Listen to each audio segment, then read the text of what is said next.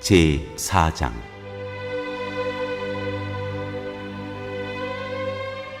하나님의 은혜를 맡은 선한 관리인.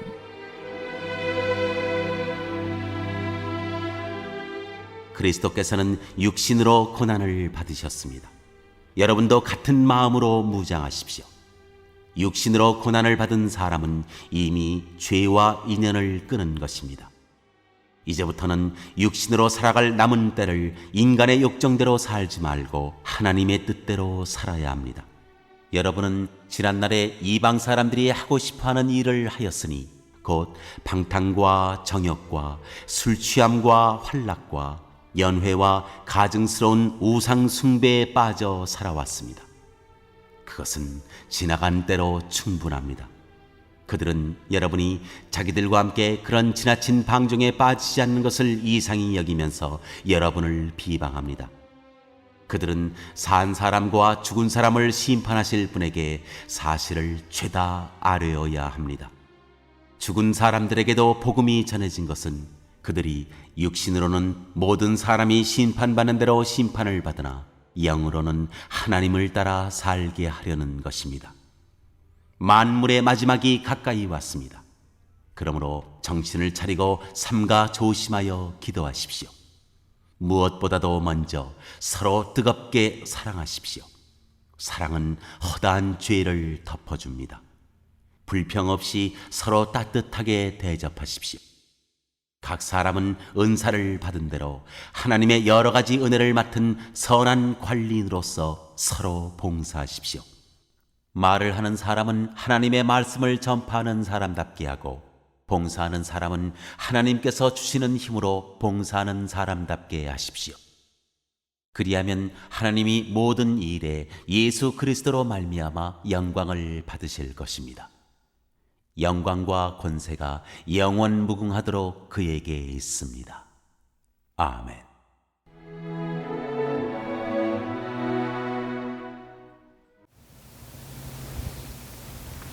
안녕하세요.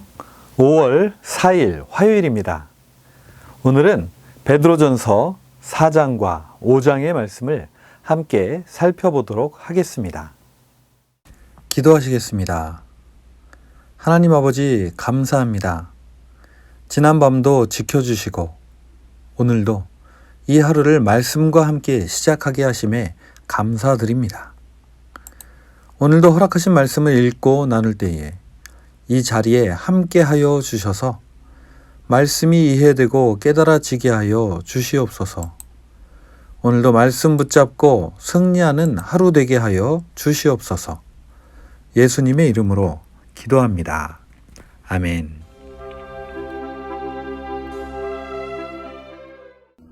어제 우리는 사도 베드로가 전하는 하나님의 자녀가 이 세상을 살아가는 비결 4가지를 살펴보았습니다.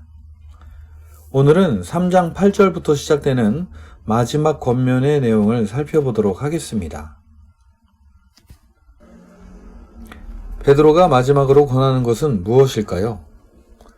먼저 베드로는 성도들이 한 마음을 가지고 서로 동정하고 서로 사랑하며 자비로우며 겸손하라고 말합니다.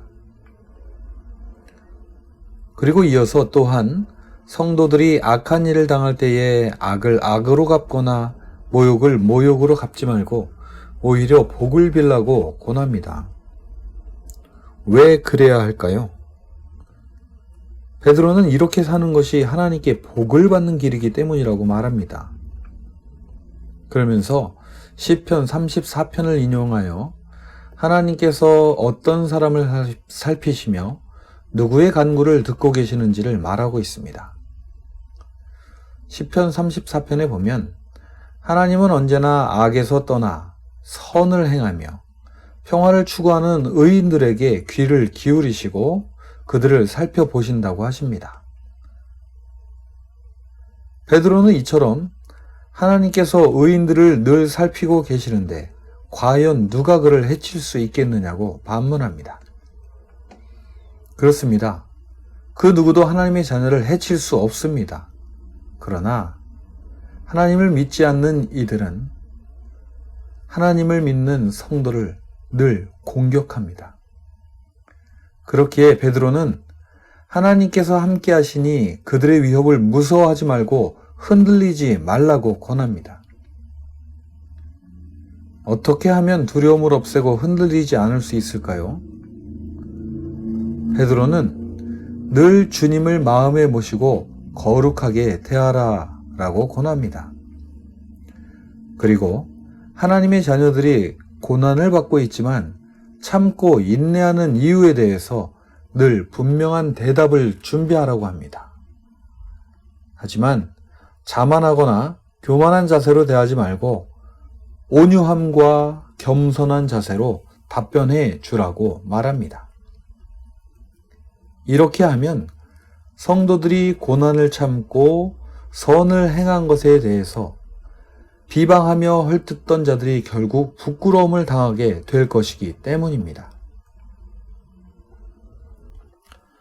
베드로는 이어서 선을 행했지만 고난을 받았던 그리스도가 과연 어떻게 되었는지 예를 들어 설명하고 있습니다. 그리스도는 불의한 이들을 위해 죽음을 당했고, 그럼에도 불구하고 복음을 모르는 옥에 있는 영들에게까지 내려가 복음을 전하셨다고 합니다. 하나님은 이런 예수님을 인정하시고 하나님의 보좌 우편에 앉게 하셔서 모든 것을 통치하는 통치자로 세우셨다는 것입니다.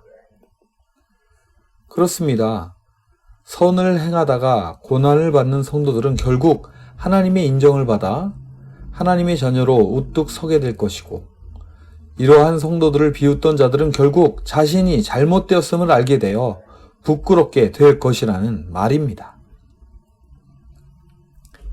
이어서 베드로는 성도들을 향해 그리스도께서도 육신으로 고난을 받으셨으니 그를 따르는 성도들도 육신의 고난을 받을 것이기에 언제나 이에 대해서 마음에 무장을 하라고 권합니다. 그러면서 육신으로 고난을 받는 사람은 이미 죄와 인연을 끊은 것이라고 말하는데요.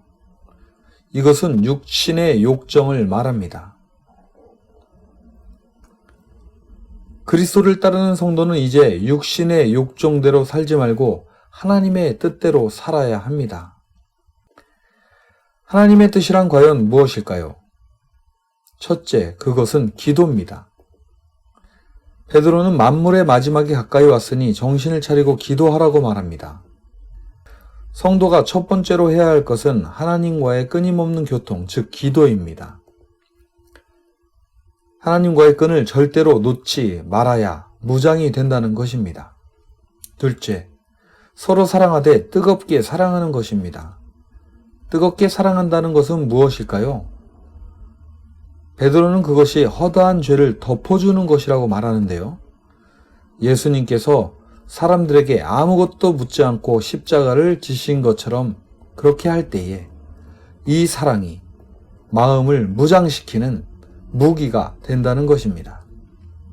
셋째, 은사를 받은 대로 선한 관리인으로서 서로 봉사하는 것입니다. 모든 은사는 하나님께로부터 왔습니다. 이것을 잊게 된다면 은사를 주신 하나님의 영광을 가리고 자신이 드러나게 되죠. 그래서 베드로는 말을 하는 사람은 하나님의 말씀을 전파하는 사람답게 하고, 봉사하는 사람은 하나님께서 주시는 힘으로 봉사하는 사람답게 봉사하라고 말하는 것입니다. 이렇게 함으로 세상을 살아갈 때에 어떠한 고난이 오더라도 놀라지 말고, 또한 그리스도의 고난에 동참한다는 영광스러움으로 인해 기뻐하라고 권합니다. 그리고 결론적으로 고난에 동참할 때에 선한 일을 하면서 그리스도가 자신의 영혼을 하나님께 맡긴 것처럼 자기의 영혼을 신실하신 조물주께 맡기라 라고 권합니다. 베드로는 끝으로 장로들과 젊은이들에게 당부의 말씀을 하는데요. 장로들에게는 억지로가 아니라 하나님의 뜻을 따라 자진하여 더러운 이익을 위해서가 아니라 기쁜 마음으로 하나님의 양떼를 먹이라고 권합니다. 그리고 젊은이들에게는 나이 많은 이들에게 복종하고 서로 겸손의 옷을 입으며 모든 걱정을 하나님께 맡기고 정신을 차리고 깨어서 믿음으로 굳게 서서 악마와 맞서 싸우라 라고 합니다. 결론적으로 베드로는 하나님께서는 성도들이 당하는 모든 고난을 통해 온전하고 굳세며 강하고 튼튼하게 세워주실 것이라고 격려를 하며 말을 마칩니다. 저는 오늘 베드로전서의 말씀을 묵상하면서 나그네로 사는 것이 무엇인가를 다시 한번 생각해 보게 됩니다. 베드로는 하나님의 자녀로 거듭난 사람들이 잠시 머물 이 세상에서 자신의 본분을 잊지 말기를 바라는 것 같습니다. 그리고 세상과 다른 구별된 삶을 살기에 죄를 짓는 이들로부터 고난과 핍박을 당할 수 있음을 마음에 늘 품고 이것에 대해 마음에 준비를 하고 무장을 하라고 당부합니다. 정말 시간이 빨리 지나가고 있습니다. 이렇게 빨리 지나가는 시대 속에 우리는 과연 어디를 향해, 무엇을 향해, 또한 무엇을 하며 살고 있는 것일까요? 오늘 베드로의 권면을 다시 한번 묵상해 보시면서 나그네로서 잠시 살다 가는 세상이지만 하나님은 그 안에서 우리가 무엇을 하기 원하시는가를 깊이 생각해 보시는 우리가 되었으면 좋겠습니다. 그리고 서로를 위해 기도하고 뜨겁게 사랑하며 주님이 주신 은사로 서로 봉사하며 하나님 나라를 살아내시는 복된 저와 여러분이 되시기를 우리 주 예수 그리스도의 이름으로 축복합니다. 기도하시겠습니다. 하나님 아버지 감사합니다. 오늘도 베드로의 권면의 편지를 보며 이 세상을 살아가는 것에 대해 다시 한번 생각해 봅니다. 구별된 나그네로 살되 선을 행하며 사는 자, 세상에 살고 있지만 하나님과의 끈을 놓지 않는 자, 허다한 허물을 덮어주는 사랑이 가득한 자, 하나님 주신 은사로 서로를 위해 섬기는 자가 되어 우리 삶에 하나님의 나라를 이루며 살게 하여 주시옵소서. 오늘도 우리를 선한 길로 영원한 생명의 길로 인도하시는 우리 주 예수님의 이름으로 간절히 기도합니다. 아멘.